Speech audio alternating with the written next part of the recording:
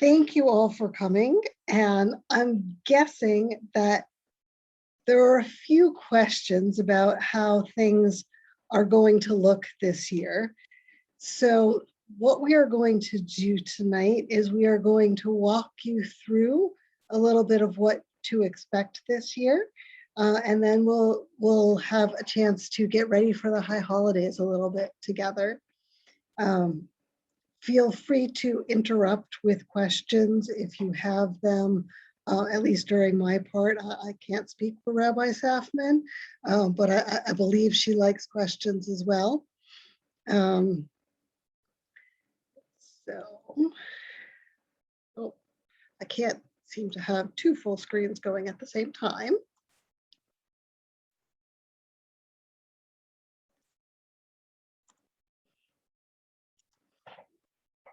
Welcome to our parent town hall. Please do share the information from tonight with other people. I want you to know that you are very much welcome and hope that you share that welcome with other people. I also want to show you this very cool font that I happen to find, that it's called multi-gender font, where you manage to get both your masculine and feminine in one font, which is kind of neat. A lot of what we are doing this year is to keep everybody safe. We really, really want to be able to welcome everybody into the building, into the classrooms, into in-person learning. So we will all be wearing masks. We will be distancing. We have lots and lots of hand sanitizer and opportunities to wash hands, and our faculty members will also be helping to sanitize the rooms before and after class. We will actually have extra masks here, especially on Wednesdays when kids are coming from a full day of school, that we can't necessarily expect that their mask has survived as long as they have. So we will have clean masks available in all of our classrooms. And we also are installing air filters in every classroom, and the teachers have been told to open the windows as long as weather and allergies permit. So that, and they have also very much been encouraged, as long as the weather cooperates, to be outside. We're really lucky that we have space in Pardes Chana where we can have multiple classrooms in different areas, where they can be sitting in a circle and outside together learning. Even though the synagogue as a whole is not yet doing anything with food, we will be giving the kids snack. We know that they can't learn if they're still hungry, but all of the snacks will be prepackaged, and whole fruits and anything that needs any type of preparation, only the teachers will be handling with gloves and handing out to the students. We really will continue to monitor all of the guidelines being sent out so that we can follow them and be as safe as possible. But that means you are a big part of all of this as well. As we say, Kol Yisrael Arevim Zeh Lezeh, each of us is responsible for one another. We're counting on you to be truthful and tell me immediately if your child has been exposed, is in quarantine, isn't feeling well for any reason. We know that sometimes contact tracing can take a little bit of time, and we may or may not be part of that loop. So we really rely on you, our families, to be telling us what is happening in your families and with your children. And please keep all sick children at home, not just for COVID. We do not need to be spreading flu and other germs as well. We always ask that you let us know in advance if your child is going to be absent for any reason. I don't want to have to be calling people saying your child didn't get off the bus on Wednesday and then be told, oh yes, they have an orthodontist appointment. Please, please, please tell us in advance, because this is extra important for us to know who is out because of illness and who is out for any other reason that they might be out.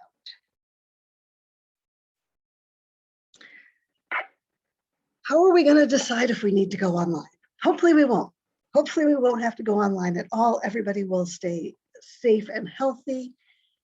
But if we do need to pivot to online, we are all ready to do so. We'll make the decision on a class-by-class basis. We are not set up to do hybrid classes. We are not going to do them. Each class will either be in person or online.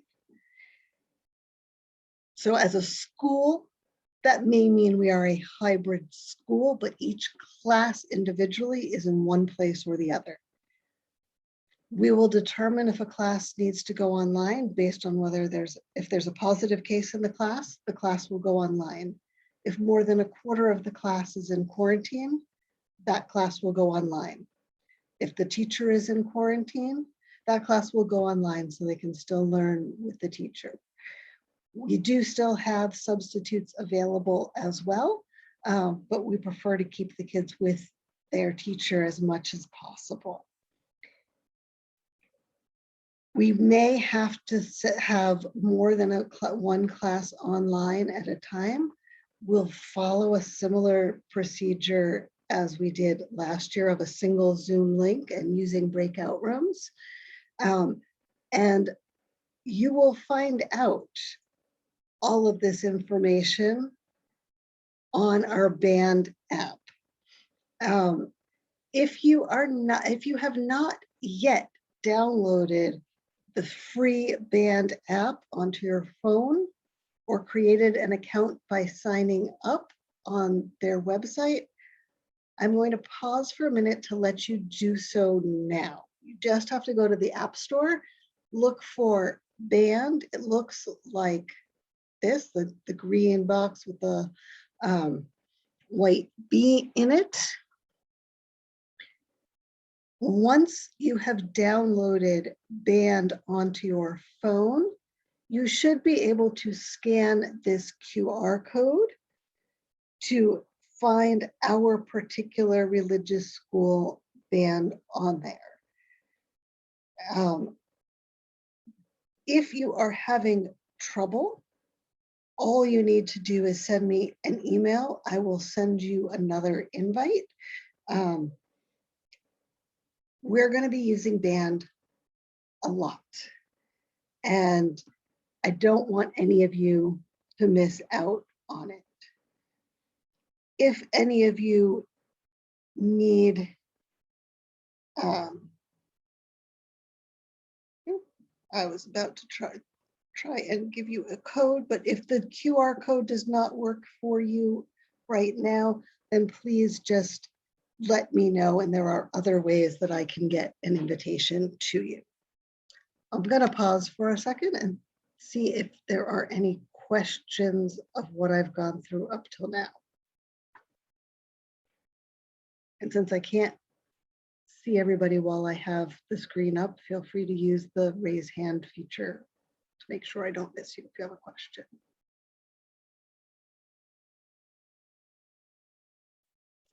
All right.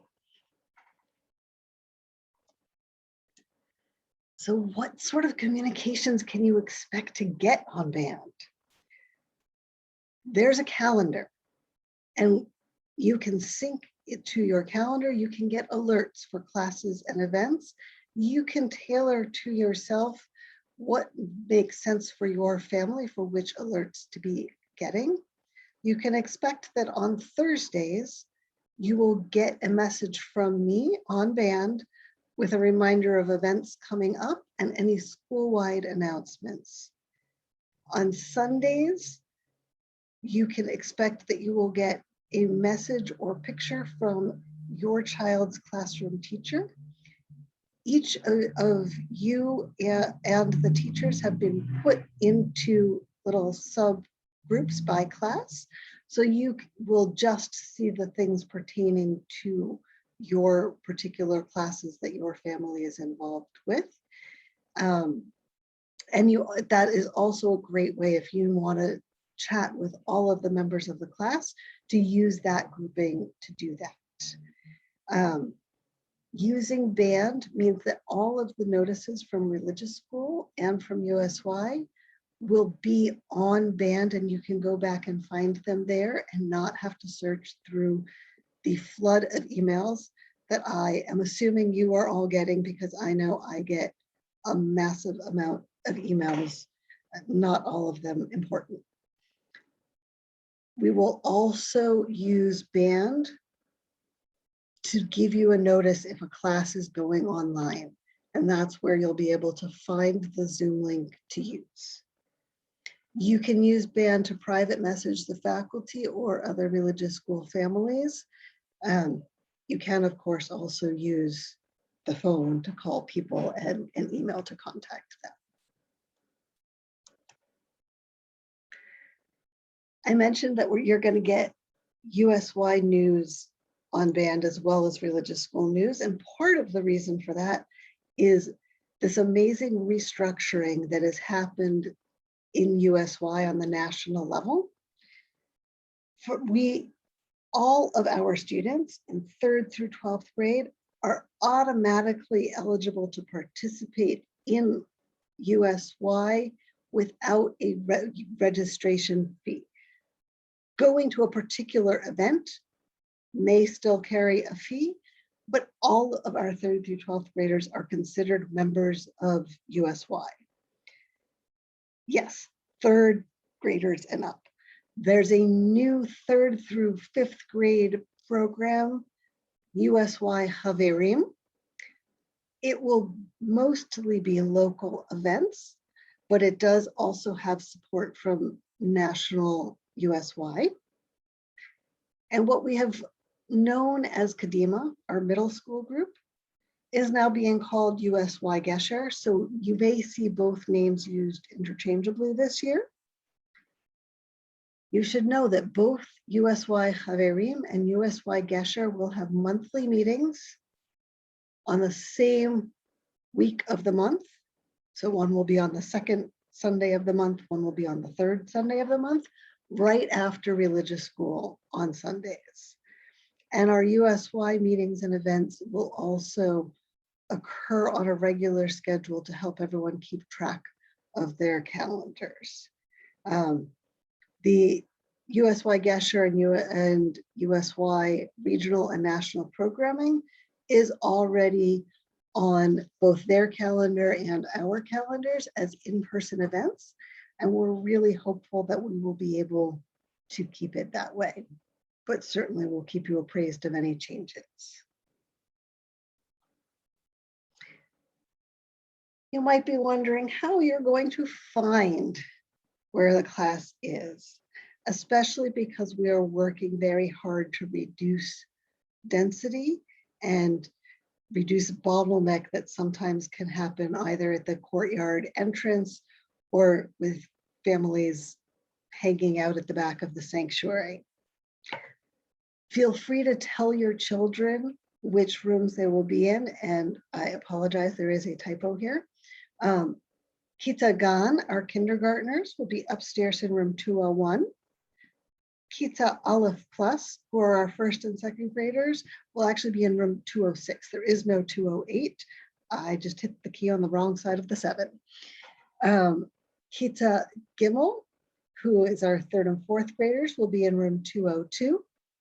Kita Hay, our 5th graders, will be in room 207. And Kita Zion, our 7th graders, will be right next to the office in room 106. And I want to give you a chance to meet the teachers a bit.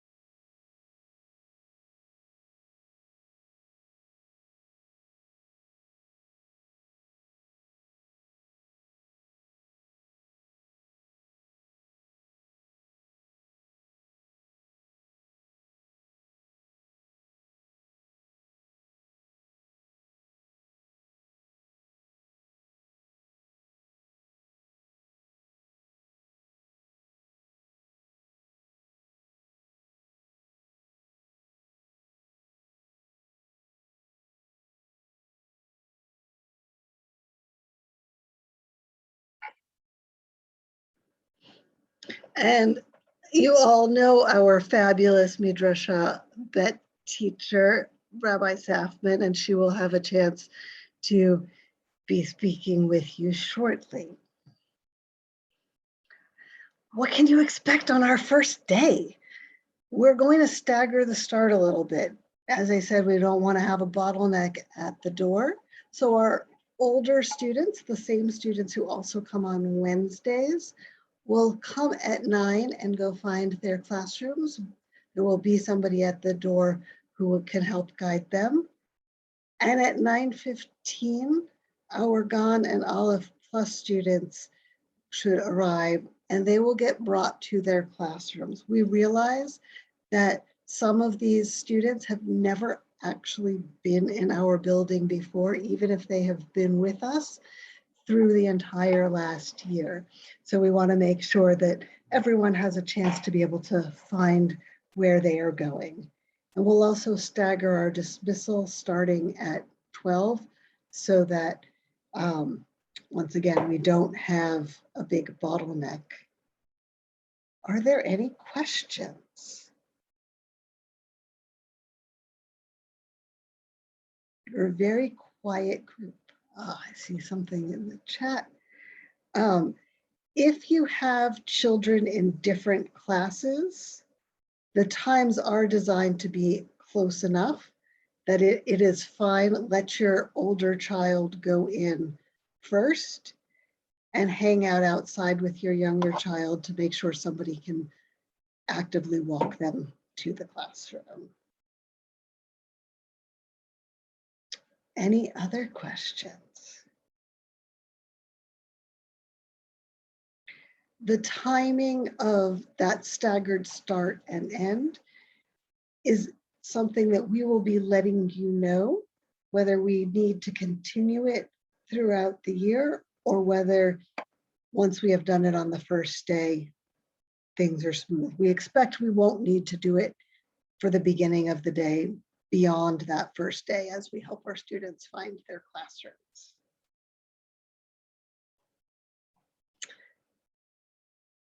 And outside of class, we also have lots of other great things going on. I want to let you know that there is still space in the tent.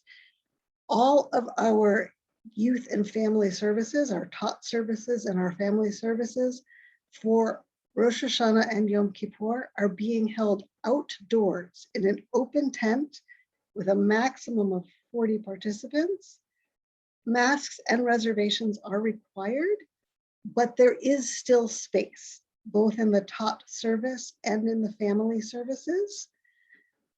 The tot service will be a half hour from 9 to 9:30. Family service will be longer from 10 to 11. We'll get into a number of really interesting discussions. We'll both be using traditional prayers and rewording of things that to help our students and their parents be able to really get involved in the themes of the high holidays. And we will do a Tashlich service immediately following the family services for those who have come, so they don't need to return again at 4:30 for the community-wide Tashlich that is happening. So if you have not yet signed up because you weren't quite sure how you were feeling about services, they will be outdoors. We want everyone wearing masks and we're doing everything we can to keep everybody safe and enjoying the holidays together. Any questions about high holidays and plans for families and children?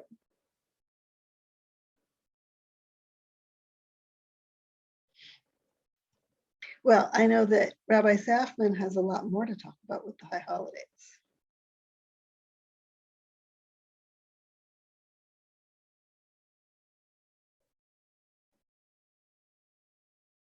That's your cue to unmute yourself, Rabbi Safman.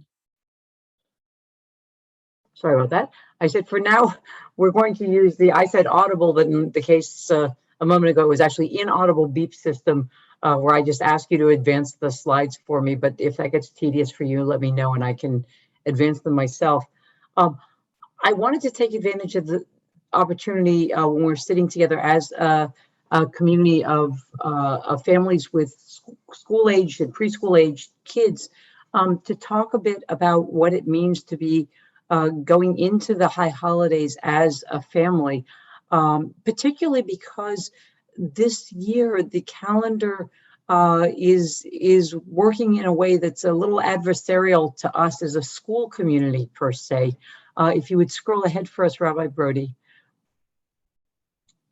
So traditionally speaking, when we think about the high holidays, about the fall holidays in the Jewish calendar, we think about them in these terms. We have, of course, the Jewish New Year, Rosh Hashanah, that this year is coming in impossibly early compared to the Gregorian calendar. It's already coinciding with the Monday of Labor Day weekend, meaning that the secular school calendar and so forth is just getting going. Sorry, I was trying to get rid of the background noise here.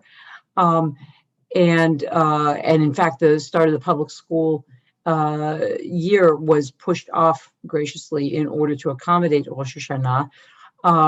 Yom Kippur falls, as always, just 10 days later. And so we have the Jewish Day of Atonement already on the 15th, and starting just 4 days after that, 3 days after that is El Sukkot, the start of the fall harvest holidays.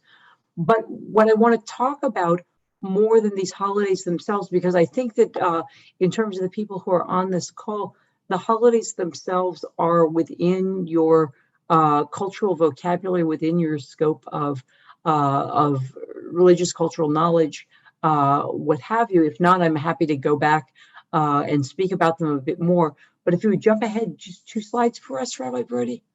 No, back. Oh, you may have downloaded the slides because there's another slide added before.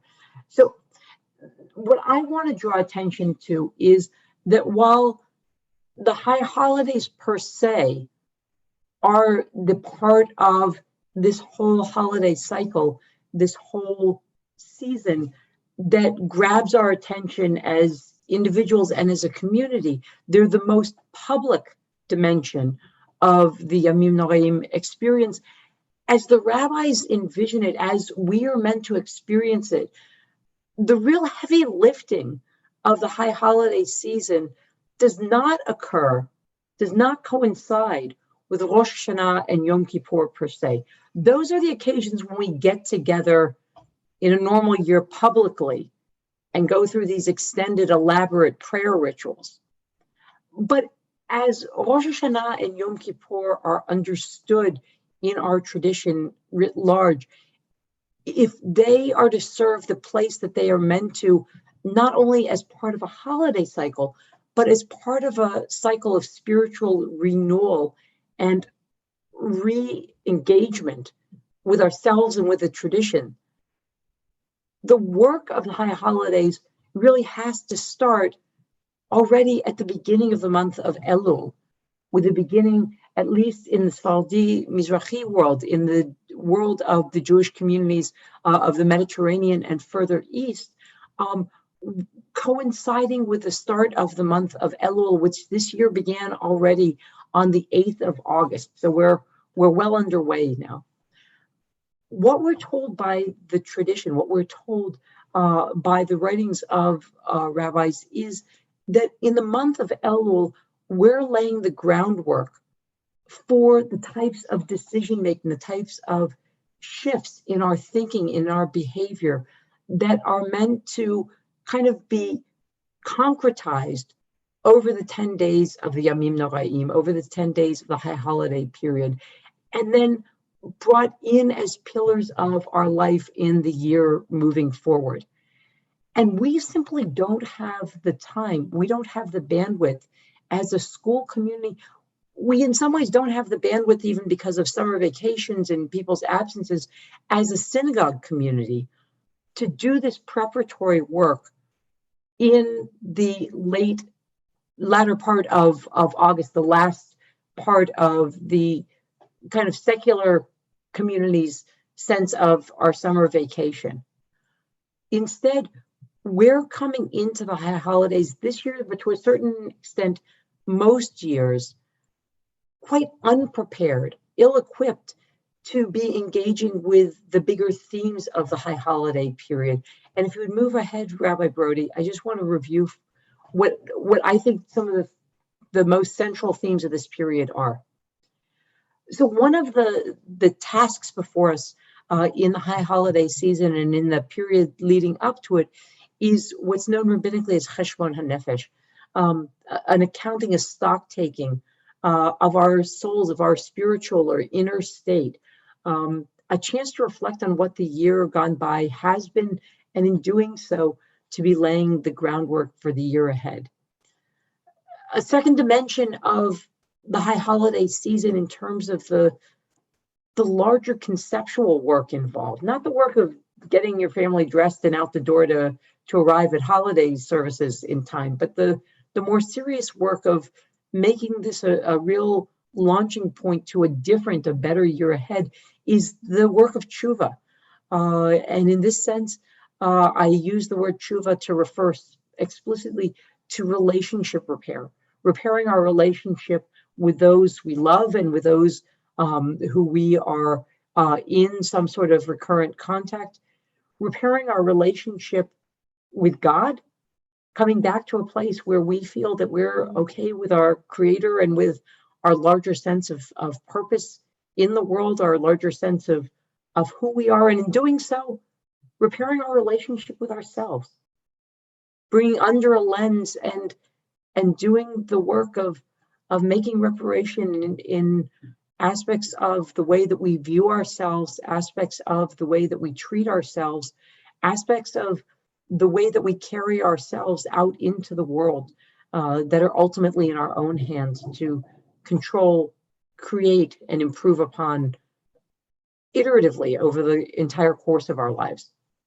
And then the third theme, of course, one that arguably could have been put at the top, is the idea of Rosh Hashanah in particular as being Hayom Harat Olam, the day on which the world creation, or at least creation is as observed through our own eyes, came into being, and the idea that recurrently, each year at Rosh Hashanah, we somewhat arbitrarily perhaps draw a line in the sand and say that in stepping over that line in time, we are entering a new beginning. We're entering a new chapter in our lives with all of the new opportunities that offers us. If you go forward just a slide for me, please, Rabbi Brody. So I want to talk about each of these concepts in just a little more depth, and then we're going to create some time for you to talk amongst yourselves, because again, the work of engaging with these themes, of communicating them to your children, to the members of your household, and engaging with them yourselves, is something that simply can't go on in the space of the holiday services or in the space of our public gatherings. We don't have the time, we don't have the bandwidth, we don't have the mental space when we're in a big public gathering to do some of this very intimate work.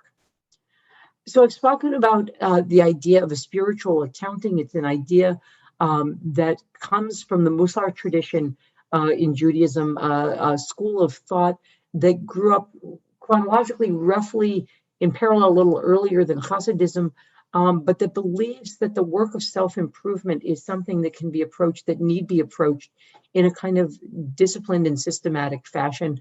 And as part of it, that sees the work of going into the high holidays as akin to the bookkeeping that we do to make sure that our family budget is in order. According to this worldview, what we're doing in the time leading up to the high holidays and putting the final point on as we walk through them is taking stock of both what has gone well and what's gone poorly in the year gone by. And in doing so, laying the groundwork to improve upon this year, improve upon ourselves in the year that lies ahead. If you'd move ahead, please, Rabbi Brody. I want to talk about some concrete ways that we can take the work of Cheshbon HaNefesh and make it a concrete exercise for ourselves, for our children, for our family or others with whom we're in contact as we draw rapidly close to the arrival of the high holidays. One idea, and it's one that ideally would have started at the beginning of Elul, but can start at any point that you choose to make it a practice, is the keeping of a spiritual journey. Making a point of setting aside a block of time each day to think about and talk about what the lessons taken from that day are, what's put you on a particular high or a low, what the challenges of the day have been, and what the accomplishments are, what questions are weighing on you or are you wrestling with, perhaps productively, as you walk through that day and think about the block of time in which it sits, and think about it as part of a larger life's journey, and think about how that integrates. You can also, in a little more concrete way, take the example of your own personal calendar. I'm assuming most of us now keep them on a phone, but perhaps it's on an actual print calendar in which you note appointments and experiences, plans you have, and go back over the last year, picking out high points and low points and reviewing what made them so, what made them meaningful to you, what made them points of success or of challenge, even a sense of failure. Or if you're working with younger children, or if you're more kind of visual in your way of engagement, taking out your photos or scanning again on your device the images that you've captured from different experiences over the past year. I'm guessing that this particular year gone by may have less photo documentation than other years because so many of us were spending it trapped in our own four amot here. But nevertheless, the idea of visually engaging with things that you were involved in and who you were as you participated in those activities. Or at a more abstract level, listing or encouraging your kids to list 5 character traits that make you most proud of yourself, most proud of them most proud of themselves. And conversely, a similar list of traits that represent things where you think there's room for improvement, things that you would like to be able to think about and speak about differently as you look yourself in the mirror a year from now.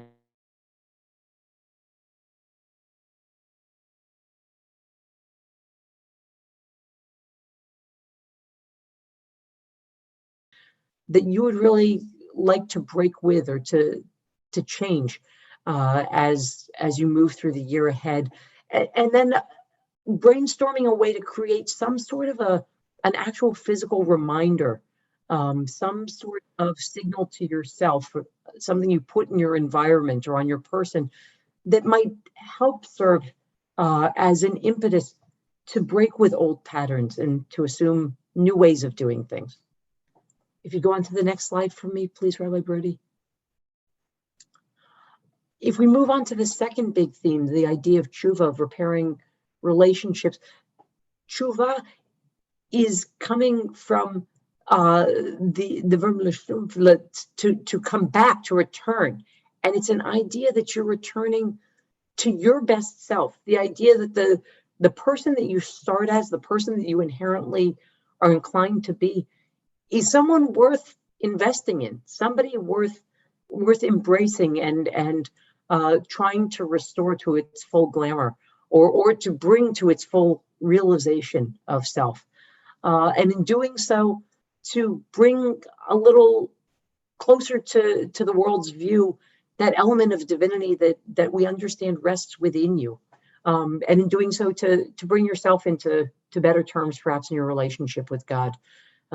Not having to leave bits of yourself out of the picture when you're revealed in the fullness of your being. That means, of course, owning your mistakes, owning your own shortcomings, and being explicit about them in your relationship with other people, especially people who may have borne the brunt of some of those shortcomings. If you have a tendency under pressure, and I've learned that I do, it's been far too evident in the year gone by that I am perhaps more short-tempered than I would care to be, then going to the people for whom That shortness of temper has been a spark point, and telling me that you were wrong to behave that way, and that you, as your best self, would show a little more compassion, a little more forgiveness, and ask them if they can forgive you the places where you've tripped up in the past. And of course, the flip side of that is being open to other people approaching you, and saying to you where they've fallen short of the mark, and letting go of the things that have been hurtful between you. There's a way in which we somewhat perversely tend to hold on to old hurts, and to kind of nurture them in a way that does nobody any good. If you go ahead for a slide, Rabbi Brody. So again, putting this into practice for yourself, for your kids, might mean talking through ways in which you've been a good friend, a good relative to people in your life, and ways in which you've fallen short. It's remarkable how much more difficult it can be to articulate some of these things than to just mull them over in your own head. But our tradition tells us that saying them aloud is an important part of actually coming to a new place in terms of your ability to resolve things that are not as they should be. You can also put it down in writing as a letter, an email. And for your kids who are of an age that they can express themselves in writing, that might be a nice exercise to encourage them to walk through. Maybe choosing just a handful of individuals that you believe or they believe they owe an apology to, and actually putting that into words. If you yourself are, again, more visual, or if your child's not yet literate, at least not expressive enough in words to be able to write something that complex, then draw some pictures. This is me when I'm out of control and getting into a fight with my siblings, and this is me when I'm my best self and I'm behaving towards my siblings in a way that's loving and that expresses the best that I can be and the feelings that I want to nurture in myself. Or also concretely, tshuva implies that there's something in ourselves or in the world that's broken and that needs to be fixed, and setting about sitting with a parent and actually going to work to fix something that you've broken or made not right. Even straightening up your room can be a way of achieving tshuva in some small concrete measure in your life that hopefully is a first step towards a greater act of tshuva, and can make it a more concrete process for young kids who are more concrete in their thinking. Can we step ahead, Rabbi Brody? Finally, the third, but in some ways most uplifting of these tasks is the idea of the new year, again, marking the anniversary of humanity's birth. We understand that Rosh Hashanah, Adam HaRishon, the first humanoid, came into existence, and that we celebrate that each year as we, as a community of human beings, mark the advent of our appearance in creation. So it should be this new year a chance to celebrate new opportunities, to dream new dreams, something that I think we've been so hungry for in the year and a half gone by, when it seemed that our world was so narrow and so closed, and even something like taking a vacation felt unbelievably bold, perhaps even foolhardy.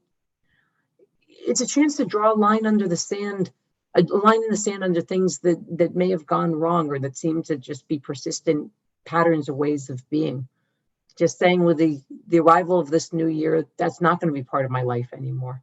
And it doesn't really matter what that is. It's for you to identify, for you to choose for yourself something that you'd like to part with. It's, of course, an act that we do symbolically as we step into the new year with the ritual of tashlich, of saying that there are these pieces of myself that I'm going to toss into a body of preferably flowing water, with the idea that they go one way and I go another. Of course, we know in reality it's not quite so simple as flinging something across the shores, but nevertheless, giving yourself that opportunity, I think, can be really nourishing and liberating at the same time. And finally, I think most importantly in this season as we're wrestling with this quite raw, poignant admixture of hope and fear and uncertainty about where we stand, particularly with respect to COVID, but with respect to so many aspects of the year that lies ahead. We know through the field of psychology, we know from Jewish philosophy as well that the attainment of hope or of joy isn't just serendipity. It's not just something that happens of its own persuasion. It's an active pursuit. And so starting the year by actively seeking out sources of hope and of joy and of inspiration, bringing them into your consciousness, into your purview as we're embarking on this new year together. If you jump to the next slide, Rabbi Brody. So sitting with your kids, with your partner, with your family or household members, and thinking of some new opportunities that you want to celebrate, that you want to really call attention to. You're rising to a new year in your academic career. You're stepping into new roles in your social circles, perhaps in your professional circles, in other aspects of your life. Whoops. Can you go to the next slide, please? Maybe make a photo journal. Again, for those who are more visual in the way that you engage with things. Go out into the world. Take pictures of, there's still some baby animals around and green leaves. They're not going to be with us forever. The leaves are already, in some instances, starting to turn colors, I've noticed.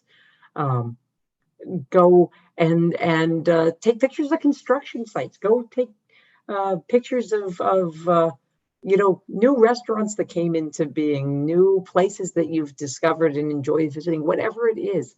But document them for yourselves as something that you can come back to, that are a source of joy and celebration for you. Create some decorations for your home so that there's a holiday atmosphere for the New Year's period.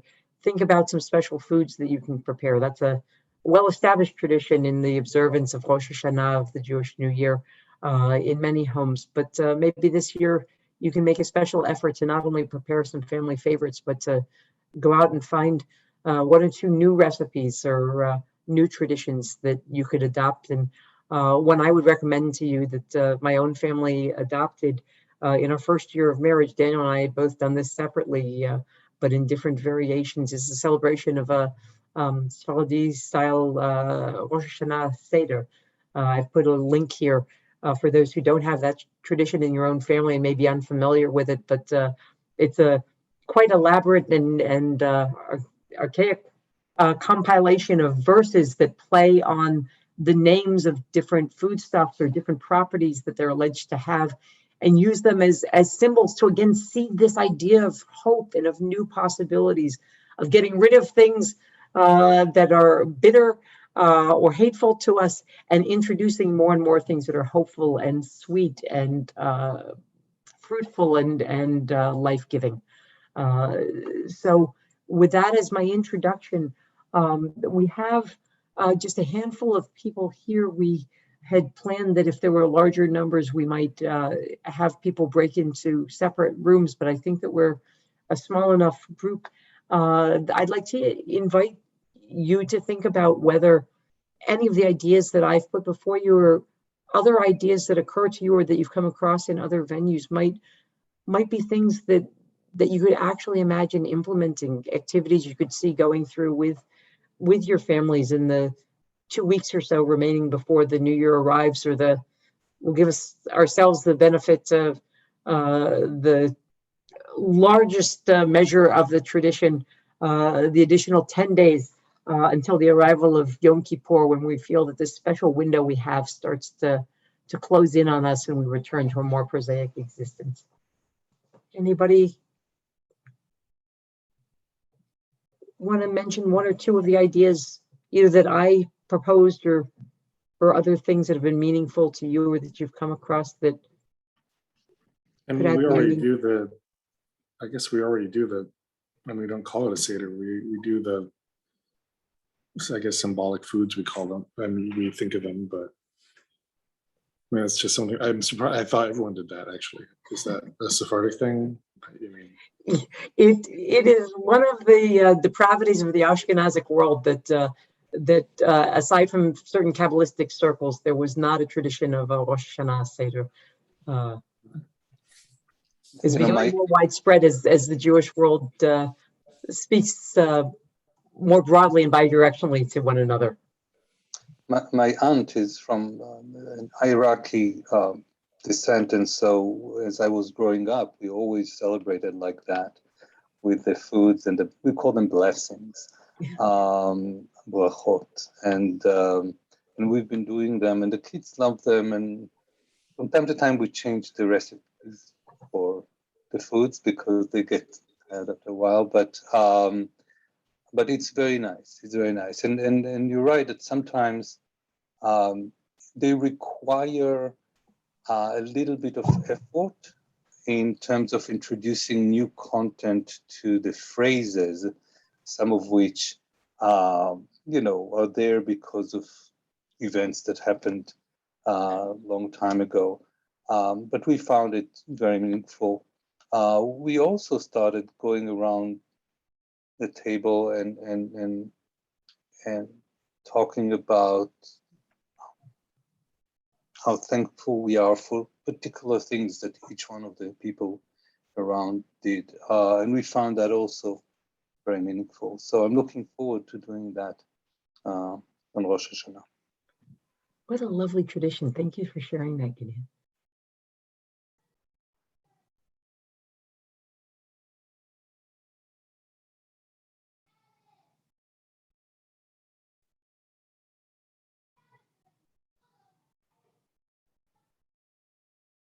Are there others who either have traditions or might think about taking something on, if only for this year, to make the high holidays an experience that extends beyond just the however many hours that you're sitting in services or in front of a screen on which services are going on, this being the kind of mixed up year that it is?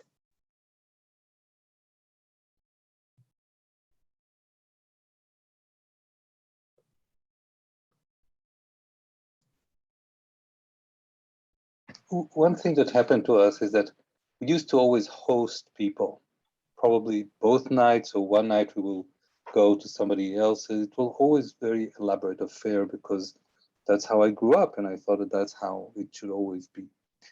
And then COVID, we couldn't do that. And it's almost heresy, but we loved it. I loved it, just the four of us. Two things. First of all, the crazy preparation for the big dinners always created frictions in the family, and we didn't have any frictions. And it did allow us to really go and be very open and say things about one another and so on that, we wouldn't do, with 15 people and several families. So I don't know, we were thinking this year maybe to have another family, but we're not decided. I'm very much looking forward perhaps to this, just the four of us. And it's interesting, right? I mean, it's something that I've never done before.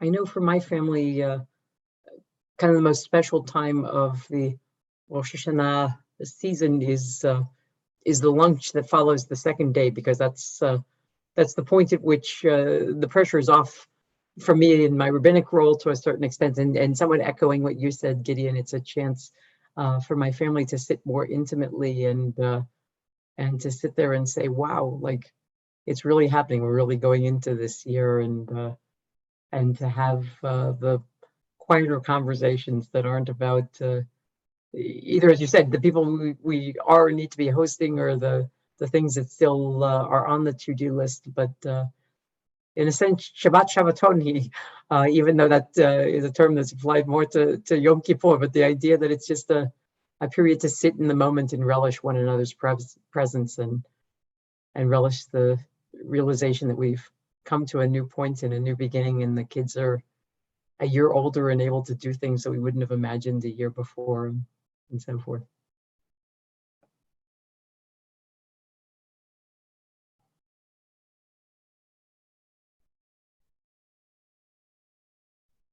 If there's nobody else who would like to share, I certainly would like to thank you so much for making time to join Rabbi Brody and myself this evening.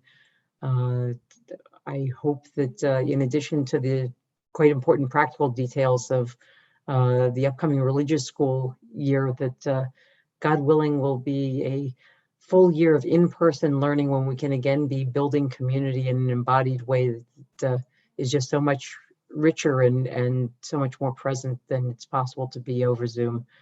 That we also have helped in our gathering this evening to lay the framework, lay the foundations for a meaningful holiday season in whatever form you choose to traverse it.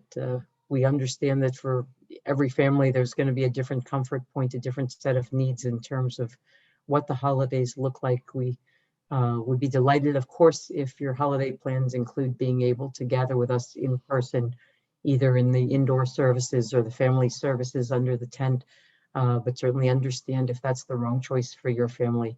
However you celebrate it, though, we certainly hope it's a happy, healthy, meaningful time for all of you, for all those you care about, and that we as a community come out of this holiday season energized and renewed and able to head into whatever the new year holds for us with an optimistic gaze and a lot of creative energy left to unfurl at whatever stands before us. Thank you so much. Good night. Shana Tova, everybody.